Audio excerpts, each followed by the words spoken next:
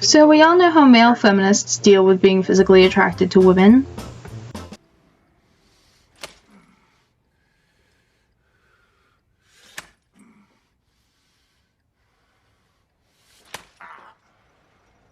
But I've always kind of wondered, how do lesbian feminists deal with it? And today I got my question answered. It's not well. It's not well. So I'm just going to kind of go through this. I'm not going to read it all, just the parts that I want to respond to. Feel free to pause and read for yourself. I'll also have the link to the article in the description. Let's get started. So for the first 4 paragraphs, Sims basically talks about going to a lesbian club in LA called WeHo for the first time when she was 22, and basically just being really wowed and attracted to all the ladies there. The female douchebag is not an urban legend or fabled archetype created by past scorned lovers. They do exist. I know this because I have been one. I think we all know that women are perfectly capable of being douchebags, so I give you that. I, a woman and resolute feminist, have knowingly and willingly participated in the gross objectification of other women and, thus, turned into a person I can only describe as a total and complete douchebag. A douchebag is any person that stereotypically prescribes to a patriarchal sense of the world, who has a tendency to be old school and mostly has no fucking clue. A douchebag also has the solitary duty to get as many women as they feasibly can into bed, a pursuit that I was much too keen on during the second coming of my newfound lesbian adolescence. So I don't really know if by getting women into bed she means just, let's have sex, or if she means that she was implying to women there would be more than just sex and then sleeping with them and then never calling them back and just feeling bad. I don't know what she means by getting women into bed. With men, that phrase seems to be used pretty interchangeably. I don't know. I don't really know what she means exactly by that, but she's having a lot of sex apparently. Good for her. I had no idea how to ask a woman out, how to talk to or flirt with a woman, and most importantly, I just didn't feel gay enough. That's such a weird way to say it to me. Like, I've never thought to myself, I just don't feel bisexual enough. I don't feel like I like men and women enough. What do you mean you don't feel gay enough? You either are gay or you're not. You're either straight or you're not. You're either bisexual or you're not. Here she's talking about how she gets rid of all her girly clothes in an effort to appear gayer, or at least communicate to men who are interested in me to back off. Then she says, I had adopted the male gaze. And I said to myself, what the absolute fuck is the male gaze? According to Wikipedia, the male gaze is a concept coined by a feminist film critic, Laura Mulvey. It refers to the way visual arts are structured around a masculine viewer. It describes the tendency in visual culture to depict the world and women from a masculine point of view in terms of men's attitudes. So basically she's saying she's seeing the world now, or at least women, through the eyes of a man. No. No, you're fucking not. You're seeing it through the eyes of a lesbian, of a woman who likes women. At the most, you could say you're seeing it through the eyes of a person attracted to women. That's it. You're not. No. Stop. I began trying to walk in a straight line, swinging my childbearing hips less when I walked. I hunched over like a gargoyle to bring less attention to my breasts. Would speak nearly an octave lower when I talked to a girl I was trying to take home, and caught myself leering at women on the street when I made my daily commute. So here it seems like Sims is suddenly finding herself uncomfortable with her body, uncomfortable with her breasts. She's hunching over to hide them. This doesn't really make a lot of sense to me, because even if you're trying to dress a little bit more masculine to let the ladies know that you're interested, if they're interested in women, they're still going to be interested in you as a woman and therefore your female body parts. So I don't really understand why she's trying to hide them.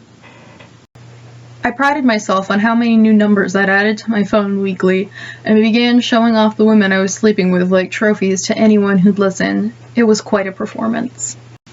That's a little bit pathetic, a little bit sad sounding, but considering that she was talking about how for most of her life at that point she'd been repressing her homosexuality, it doesn't seem that unusual that she would be overly enthusiastic and overly excited about finally having the attention of women that she'd been craving for so long.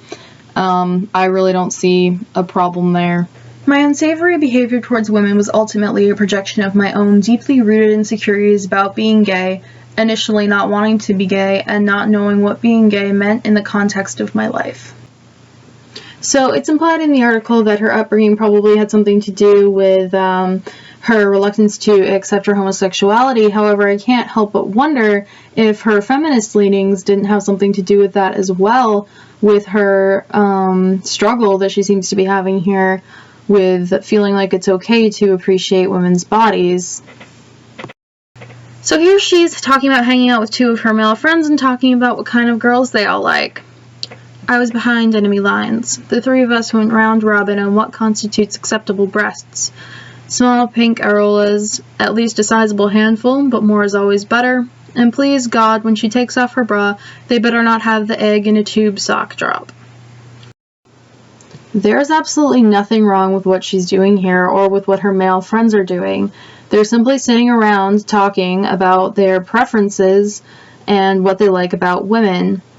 I wonder if she would have the same qualms if she was not behind enemy lines and if she was simply sitting around and talking with some of her lesbian friends. So they go on talking about this for a little while, and then she says, then choking mid-swallow, they're drinking, by the way. I remember something.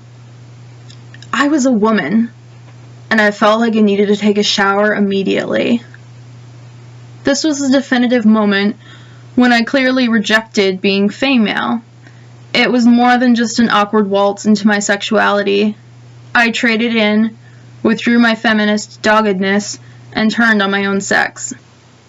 One of the things that's always bothered me about feminism, one of the many reasons why I've never got into it myself, is this weird divisionist mentality. Us against them, men against women, women against men. She even refers to sitting with two of her male friends as being behind enemy lines. And I just can't imagine thinking of the world that way, as so completely divided. Yes, men and women are very different, but we're not on opposite sides, and it's borderline paranoia, what she's saying. There remains a thick layer of ickiness that clings to my skin. I am still ashamed. It's okay, Benedict Arnold, the female population will get over it. There is no right way to be male or female or queer, gay or straight or bi or poly or questioning. Hopefully the conversation on women's bodies continues to evolve away from the sad clutches of the gender binary to the happy fields of ambiguity and self-taught gender and sexual identity. I think it's important to remember that the gender binary and the things that we commonly associate with being either masculine or feminine are there because to the majority of the population that's true and that's what works for them. If that's not what works for you, fine. Do whatever the fuck you want. Nobody's really going to care except for maybe a few assholes.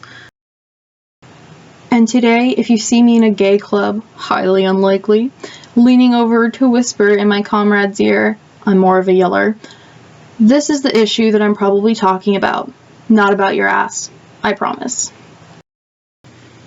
If some girl's in a club, especially one called WeHo, and she heard you compliment her ass to your friend, she would probably be flattered because she's probably there looking for someone to fuck.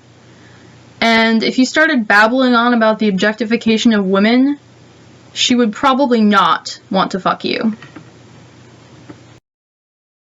So I thought that was a pretty interesting article, and I just wanted to kind of respond to it. I'm perfectly aware that this is just this woman's experience and her opinion. This is like an experience piece. I totally have nothing against her. I just really disagree with her ideology, and I wanted to talk about it. So that's what I fucking did. If anybody has any thoughts on this, I would love to read about them in the comments. Thanks for watching. I'm Scully.